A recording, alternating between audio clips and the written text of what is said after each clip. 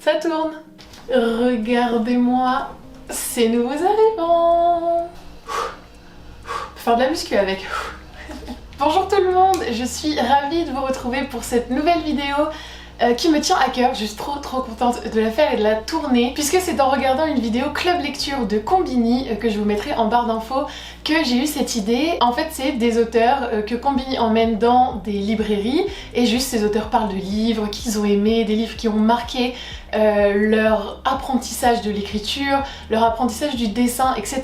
Et à chaque fois ça me donne follement envie de découvrir les livres et les ouvrages dont ils parlent et du coup on va le faire ensemble, ça va être sympa dans un petit vlog en vidéo. Et du coup l'autrice qui est à l'honneur aujourd'hui c'est Pénélope Bagieux que vous connaissez probablement pour Sacrée Sorcière, les sublimes et superbes culottées. Je l'adore, je la suis sur Instagram et je la trouve hyper fraîche et joyeuse et pétillante. Et du coup je vais vous parler de 4 romans graphiques qu'elle a conseillés dans la vidéo club lecture de Konbini et elle en a tellement bien parlé qu'à chaque fois j'étais en mode ok il me les faut. Je n'ai pas une traître idée de ce dont ça parle mais on va découvrir ça ensemble. Du coup le premier ouvrage c'est Fun Home, une tragicomédie familiale de Alison Bechdel.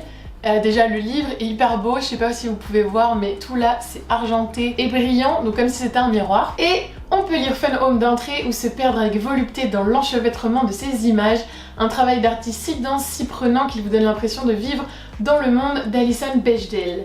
Et il me semble que c'est une autobiographie donc sur cette autrice et les dessins sont en noir et blanc, tonalité de gris, bleu un peu.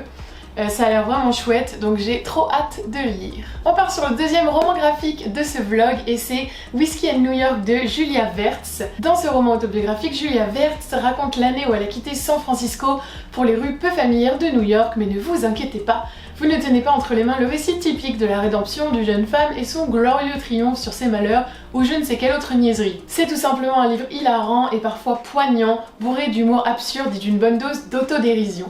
Du coup, très belle couverture aussi en noir et blanc, il me semble que les dessins exactement sont aussi en noir et blanc, ça a l'air hyper chouette, donc de nouveau récit autobiographique, c'est une coïncidence. Ensuite, seul ouvrage que je connaissais de tout ce petit lot, c'est Moi ce que j'aime, c'est les monstres de Émile Ferris. Je l'avais vu passer sur la chaîne de Pepper Palace, peut-être même c'était une de ses premières vidéos qu'elle avait fait sur sa chaîne et elle l'avait adoré. Donc là on est sur un ouvrage que j'avais déjà feuilleté, on est sur des traits de crayon qui sont hyper spéciaux, stylo à billes, colorés, noir et blanc, etc. avec des choses qui sont très contrastées et très pleine, très remplie. Et du coup c'est le journal intime d'une artiste prodige, un kaléidoscope brillant d'énergie et d'émotion, l'histoire magnifiquement contée d'une fascinante enfant au cœur du Chicago en ébullition des années 1960. Ça a l'air trop cool, je crois qu'il y a un tome 2 donc c'est que le premier tome mais je crois qu'il y aura une suite et j'ai trop hâte parce que ça faisait vraiment hyper longtemps que je voulais lire celui-ci et je m'étais jamais lancée. Et bah c'est chose faite. Et enfin, dernier bijou, dernière petite, je l'espère pépite de ce petit vlog spécial lecture de Pénélope Bagieux. On va parler de Ama de Frédéric Peters. Déjà, est-ce que vous voyez à quel point c'est beau? C'est archi beau, le graphisme est trop beau. J'adore, avec une belle tranche colorée. Je trouve que dans une bibliothèque c'est hyper beau. Et donc là on est sur des dessins plus cartoon, plus classique, coloré, un peu plus dessin animé. Et donc on est sur de la science-fiction, une superbe fresque d'anticipation, le spectaculaire et l'intime liés en un seul ample et irrésistible mouvement. C'est à cela qu'on reconnaît les meilleurs romans d'aventure. Si ça promet pas. Donc je pense que je suis bien parée pour ma semaine. Je vais vous lire tout ça en vlog pour vous raconter à chaud et vous parler à chaud à chaque fois de ce que j'ai pensé de ces petites lectures. Mais c'est bizarre, rien que à lire les résumés et juste la 4e de couverture et à voir le graphisme et un peu les lignes éditoriales de ces romans graphiques, rien que ça je trouve que je retrouve la plume et la patte de Pénélope Bagieux, le côté un peu engagé, le côté un peu autodérision, humour, pour parler de quelque chose de plus profond. Je sens que ça va être à fond dans ces thématiques là, du coup j'ai trop hâte et j'espère que vous allez passer un agréable moment en ma compagnie. Mais en attendant, bah faisons place à la lecture.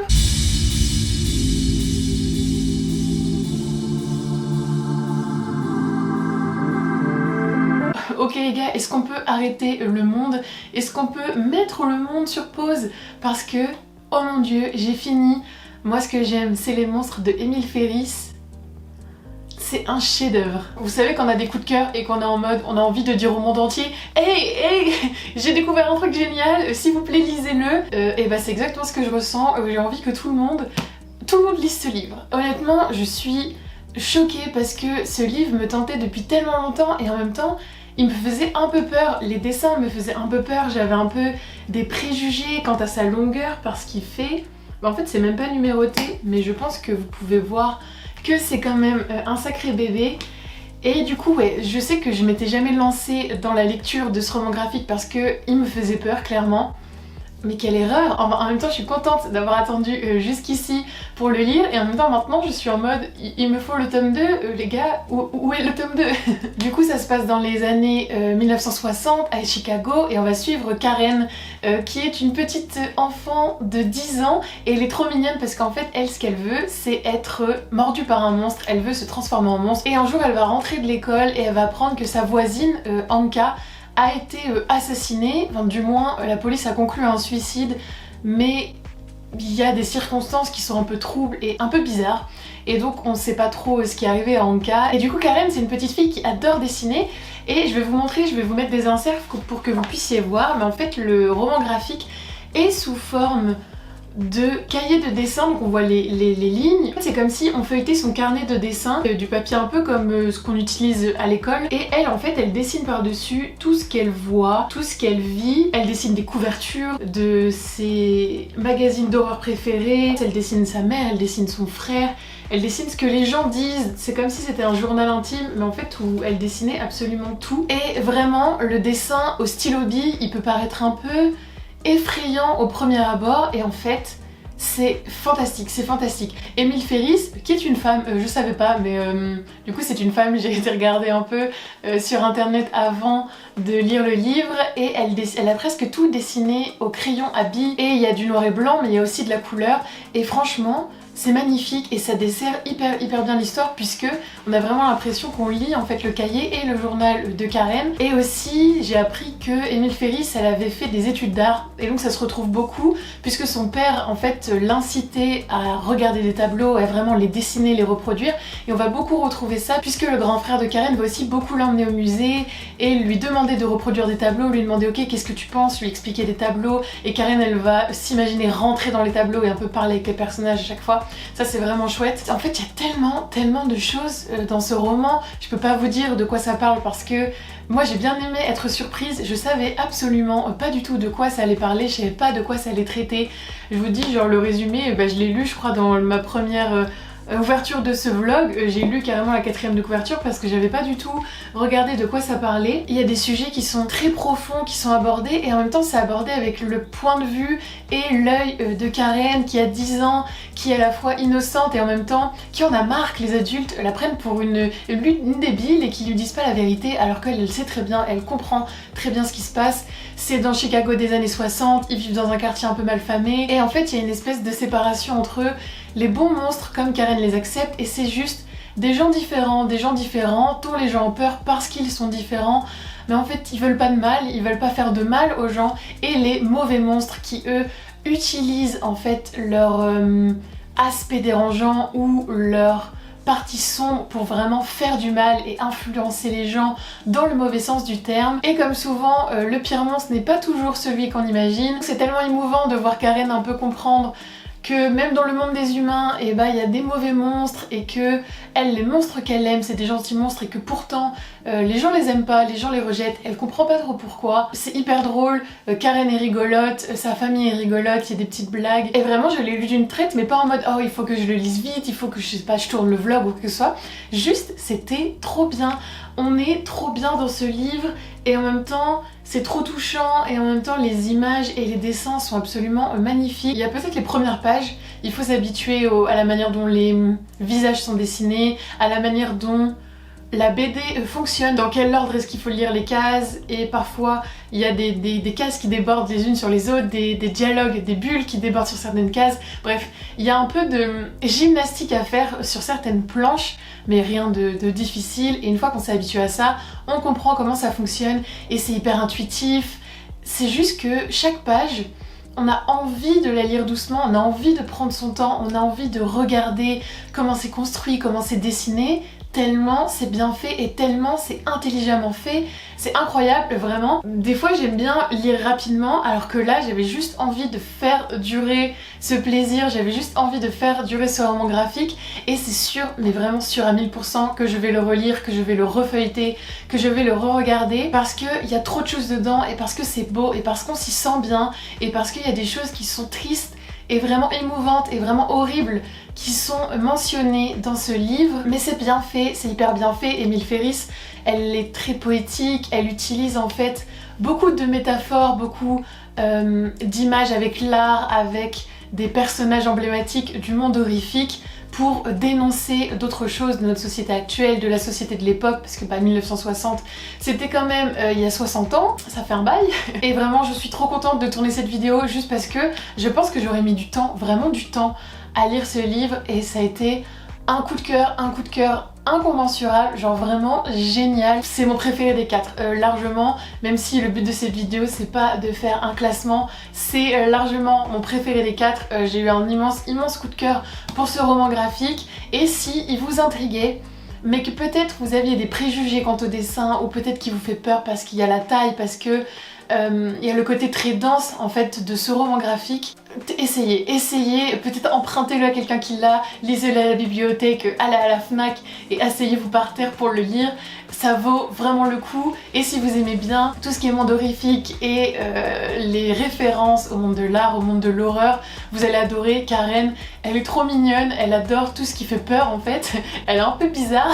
Franchement moi je l'adore et j'ai trop hâte de la redécouvrir pour ce tome 2. Émile Ferris est surdouée et elle utilise une artiste surdouée pour raconter une histoire qui est absolument fantastique à travers le journal intime de Karen. Et vraiment si vous l'avez lu, j'adorerais en discuter avec vous, savoir ce que vous en avez pensé. Juste j'ai trop de choses à dire mais je veux pas vous spoiler, mais en fait j'ai trop envie de discuter sur ce livre avec des gens qui l'ont lu. N'hésitez pas en commentaire ou sur Instagram, envoyez-moi un petit message. Je vous jure j'ai même pas envie de le reposer et j'ai envie de le re-regarder pendant trop longtemps. Bref, juste ce livre c'est une pépite et je suis trop contente de l'avoir lu.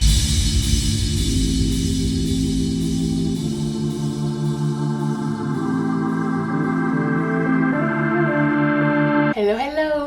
Je vous reprends rapidement parce que j'ai commencé Ama, donc de Frédéric Peters. J'ai lu le premier tome et il me semble qu'il y en a 4 en tout et j'adore, franchement je suis trop fan.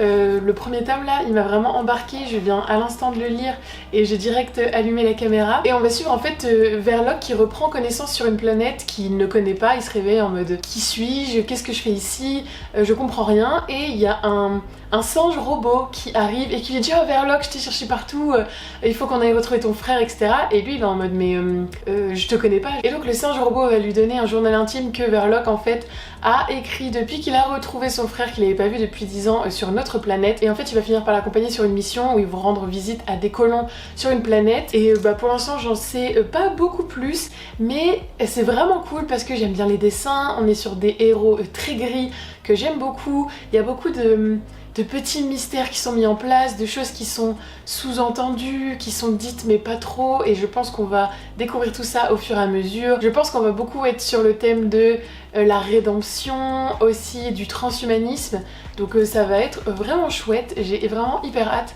de continuer. Et la première planche dans laquelle Verloc reprend connaissance sur cette planète un peu aride qui reconnaît pas, elle m'a vraiment, je sais pas pourquoi, je la trouvais hyper marquante et je l'ai regardée pendant une minute, au moins une minute. Je suis restée sur cette première page où il y a littéralement 4 dessins, donc 2 en haut et 2 en bas. J'ai trouvé hyper poignante, hyper impactante et je pense que ça m'a tout de suite bien mis dans le récit. Voilà, j'aime beaucoup, je pense que je vais le continuer dans la soirée après avoir mangé parce que j'ai faim. Et je vous dirai, je vous en donnerai des nouvelles tout à la fin, mais je trouve que c'est archi prometteur. À tout à l'heure.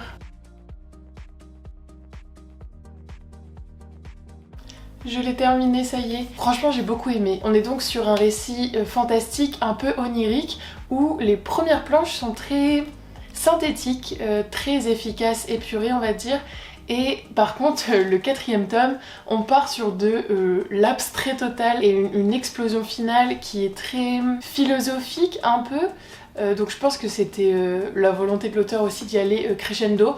J'ai trouvé que c'était efficace, même si à la fin c'était un peu perturbant et un peu chaotique avec toute cette abstraction. En fait, on a vraiment l'impression que l'auteur il essaye d'allier un peu tout ce qui est infiniment petit et tout ce qui est vraiment infiniment grand. Et c'est pour ça qu'il y a beaucoup de jeux sur les dimensions, sur les différentes sortes de vie qui peuvent exister. Je peux pas vous dire à quoi correspond Ama sans vous spoiler évidemment, mais c'est très chouette parce que j'ai fait une vidéo au début de ma chaîne sur Apprendre aussi par bonheur de Becky Chambers où des cosmonautes vont à la découverte d'autres styles de vie sur d'autres planètes. Et c'était marrant parce que la manière dont certaines formes de vie sont décrites et dessinées dans Ama, ça m'a beaucoup fait penser à ce que j'avais imaginé en lisant Apprendre si par bonheur. Donc c'était assez chouette de voir retranscrit certaines images ou certaines idées que j'avais pu imaginer et qui ressortent en fait un peu de manière similaire dans Ama, donc ça c'était assez marrant. Il y avait un côté aussi Les Furtifs, ça m'a fait penser à Les Furtifs de Alain Damasio dans la relation père-fille qu'il peut y avoir avec Verloc et sa fille. J'ai trouvé qu'il y avait en fait pas mal de parallèles avec d'autres univers de science-fiction que j'ai pu lire et j'ai trouvé ça vraiment sympa. Franchement les dessins sont vraiment hyper chouettes, je trouve que le découpage des 4 tomes est très bien fait parce que ça tient en haleine. Moi perso je l'ai lu là en one shot dans la soirée à part ma petite pause repas. C'est vraiment un récit passionnant, il y a de l'humour, il y a de la peur, il y a une histoire qui vraiment coule naturellement. Je trouve que c'était vraiment bien et il y a que le dernier tome qui est un peu perturbant comme je vous disais à cause de la partie très abstraite non seulement de l'histoire mais aussi des dessins, mais vu que ça arrive tout à la fin et qu'en fait c'est la continuité et le summum en fait de toute l'histoire qu'on a suivie avant, c'est vraiment la conclusion finale. Je trouve que ça s'y prête bien et qu'il y a une vraie finesse psychologique dans les personnages, même s'il y a certaines choses qui sont pas allées un peu vite peut-être à mon goût tout à la fin, ce qui fait que c'est pas un coup de cœur phénoménal parce que j'ai pas eu le temps de m'attacher vraiment au personnage. Même Verloc qu'on suit, on se prend d'affection pour lui, mais pas non plus tant que ça. Je pense qu'il y a des petites choses qui auraient pu être approfondies par rapport au sort ou au destin de certains personnages. Après c'est en détail, la lecture était vraiment trop cool. Et du coup, faut pas avoir peur du côté un peu poétique, un peu surréaliste de cette histoire. Il faut pas être trop terre à terre, il faut accepter qu'on te prenne un point et qu'on t'emmène à un autre point totalement différent qui te paraît totalement improbable et surréaliste et pas forcément concevable, mais comme ça s'appuie aussi sur des choses de science-fiction semi-réelle, ça t'aide à garder un peu les pieds sur terre et pas être trop perdu dans tout ce qui est développé à travers le récit. Mais voilà, il faut, je pense, y aller et juste se laisser porter par l'histoire et pas trop se prendre la tête. Si vous comprenez pas les choses à un instant T, c'est pas grave parce que ça va faire sens plus tard, ça va prendre tout son sens au fur et à mesure du récit. Où il y a des fois où il y a des moments, il y avait des planches peut-être ou des dessins que je comprenais pas, genre qu'est-ce que ça venait faire là, mais ça prend sens. Ou dans tous les cas ça gêne pas du tout pour comprendre le récit. Et du coup, eh bien merci Pénélope Bagieux de m'avoir fait découvrir ce livre et je ne connaissais pas et franchement c'est une belle découverte, bel objet livre, belle histoire. Donc je conseille fortement si vous avez aimé peut-être les livres que je vous ai cités, les œuvres que je vous ai citées. Ça fait un bon écho à ce qu'on connaît déjà, mais avec la patte et la plume vraiment spécifique de Frédéric Peters. Donc c'était un super moment passé en la compagnie de ce petit roman graphique. Hello vous! Ok, hello. Du coup je reprends rapidement la caméra pour vous parler de Whiskey and New York de Julia Vert que j'ai bien terminé. Donc c'est un roman graphique autobiographique donc de la vie de Julia Vert. Si ça vous intéresse, elle en a publié d'autres sous le nom de La Fête du Prout, je crois. Voilà, on va suivre Julia qui va déménager de San Francisco et donc elle est partie à New York où littéralement il lui arrive que des merdes. Genre, je sais pas si tout est véridique, mais je pense que oui, parce que c'est un journal intime et qu'elle raconte sa vie, mais elle a vraiment pas de chance. Il lui arrivait que des embrouilles, que des emmerdes, et donc elle raconte tout ça. C'est assez drôle et désopilant parce qu'on se dit mais comment elle a pu vivre autant de choses et comment il a pu lui arriver tout ça. Elle va parler de son alcoolisme. C'est touchant, mais à un moment aussi, je trouve que ça tourne un peu en rond. Elle fait pas grand chose, ou elle rame beaucoup dans sa vie, ou elle est dans l'alcool. Elle avance pas beaucoup dans son métier d'écrivain. Mais si on tient compte en fait que le tome d'après, c'est un peu elle qui reprend sa vie en main, je pense que c'est plus intéressant de le prendre en fait dans la globalité de ces 2 tomes qu'en tome seul. C'est un journal intime et c'était hyper sympa d'apprendre à la connaître et de voir toutes les épreuves qu'elle a dû traverser, la vie difficile qu'elle a eu à avoir, à quel point elle est dure avec elle-même et en même temps à quel point elle a été combative à certains moments et à quel point elle a vraiment essayé de s'en sortir.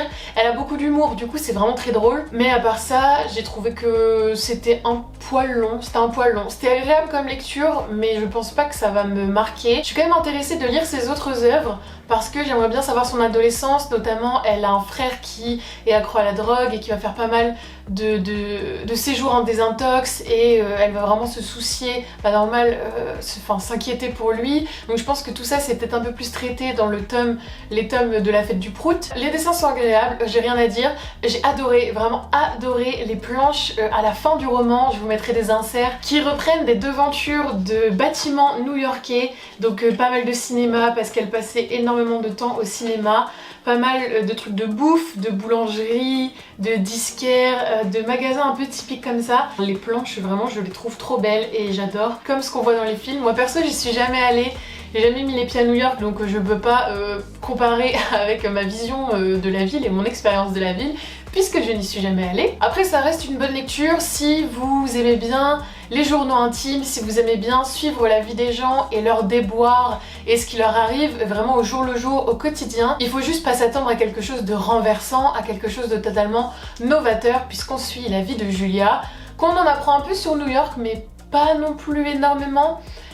Disons qu'on a beaucoup de mauvais côtés de New York, elle-même elle le dit, elle n'avait pas beaucoup d'argent, elle vivait pas forcément dans des super quartiers, donc ce qui lui arrive, comme je disais, c'est beaucoup de déboires et beaucoup d'emmerdes, donc je pense pas que ça donne une image très glorieuse de New York.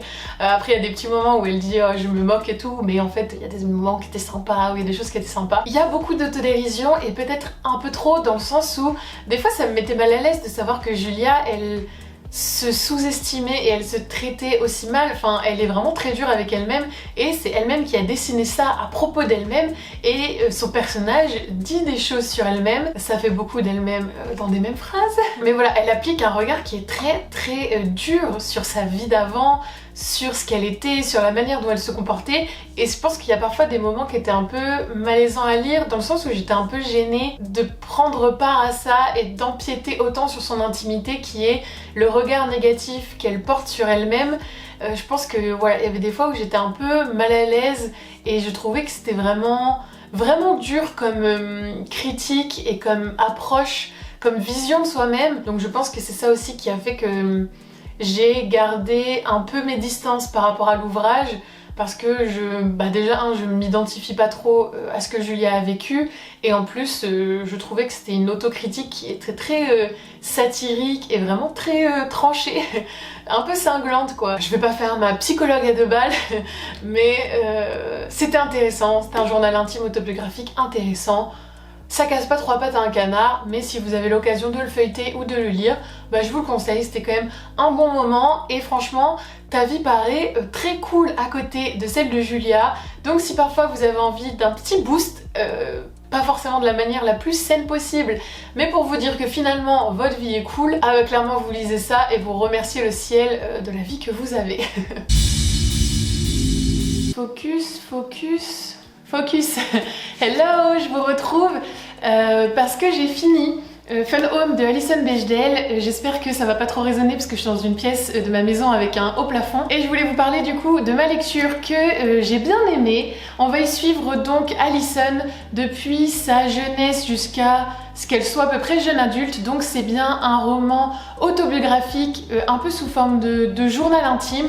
Et on va porter vraiment un très fort accent sur le père d'Alison, la relation qu'elle a avec lui et un peu le secret qu'il cache parce que son père, il est un peu psychorigide, c'était pas forcément un père très aimant, c'était pas forcément un père très attentionné, il aimait beaucoup la décoration d'intérieur, il a vraiment acheté un ancien manoir qu'il a rénové avec des pièces de luxe, des meubles de luxe de l'ancien temps un peu, qui sont pas du tout très pratiques et qu'Alison et ses frères ne comprenaient pas du tout pourquoi est-ce qu'ils avaient ça chez eux alors que c'était pas forcément beau, que c'était pas forcément utile, pas forcément pratique. En grandissant, elle va un peu apprendre des choses sur son père qui vont expliquer pourquoi il avait besoin de contrôler autant de choses dans sa maison, ce genre de choses. Et en fait, c'est vraiment très autobiographique. On va simplement en apprendre plus sur la manière dont cette famille fonctionnait, la maman d'Alison qui était comédienne dans des pièces de théâtre, des choses comme ça, la manière dont Alison va se construire en tant qu'enfant, en tant que jeune femme, la façon dont elle va évoluer, la façon dont la relation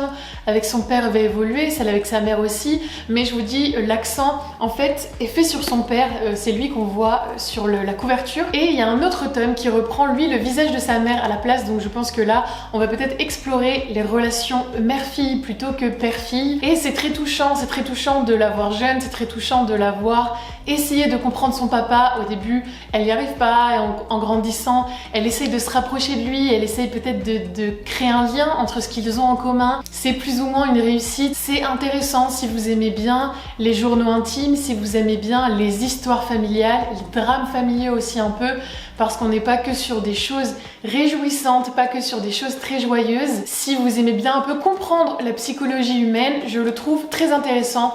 Pour le coup, je l'ai préféré à Whiskey in New York dans le genre autobiographique et dans le genre journal intime.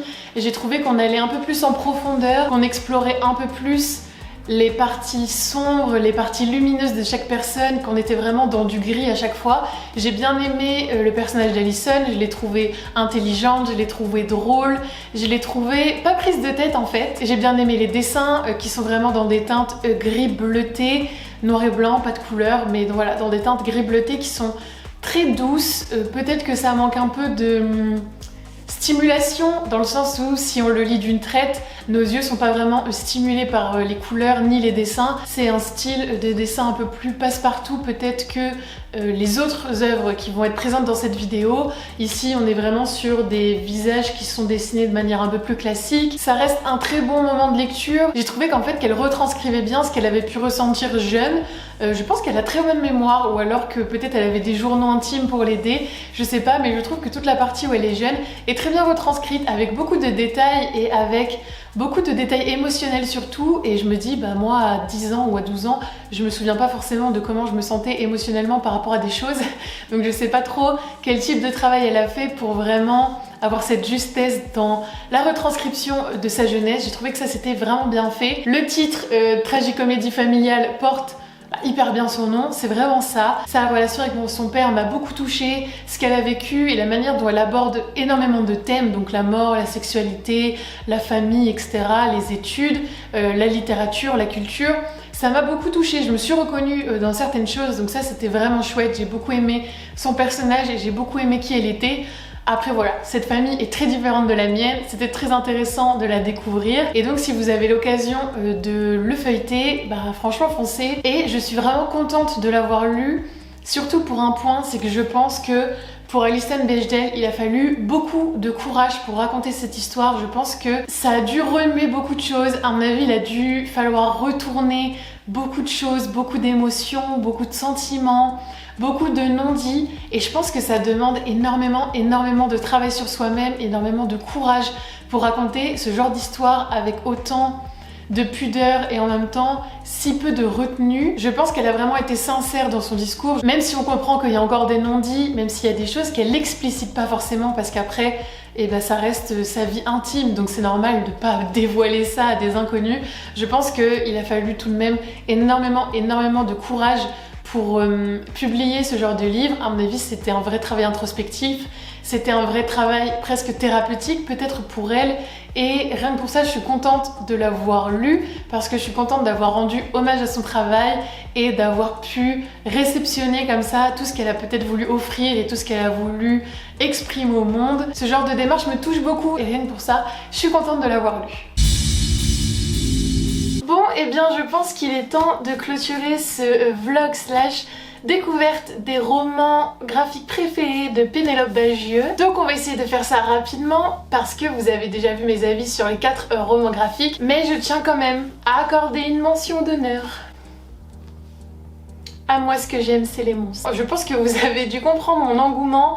À mon avis, je vais bien rigoler en faisant le montage parce que j'étais vraiment très enjouée. Merci Pénélope Bagieux, rien que pour ça. Et dans tous les cas, c'était de super lectures. Il n'y en a aucun qui m'a déçue et je suis vraiment ravie d'avoir pu les découvrir avec vous en quelque sorte. J'espère que ce format vous aura plu. Le côté je prends des œuvres que des artistes que j'ai aimés ont eux-mêmes aimé et je les lis. J'ai beaucoup d'idées d'autres auteurs dont j'aimerais lire les œuvres conseillées. Donc j'espère que le format vous plaît parce que moi j'ai adoré le faire. N'hésitez pas à laisser un petit pouce en l'air si cette vidéo vous aura plu. N'hésitez pas à commenter si vous avez d'autres romans graphiques à me conseiller. Je suis preneuse. Et en attendant, je vous dis à la prochaine!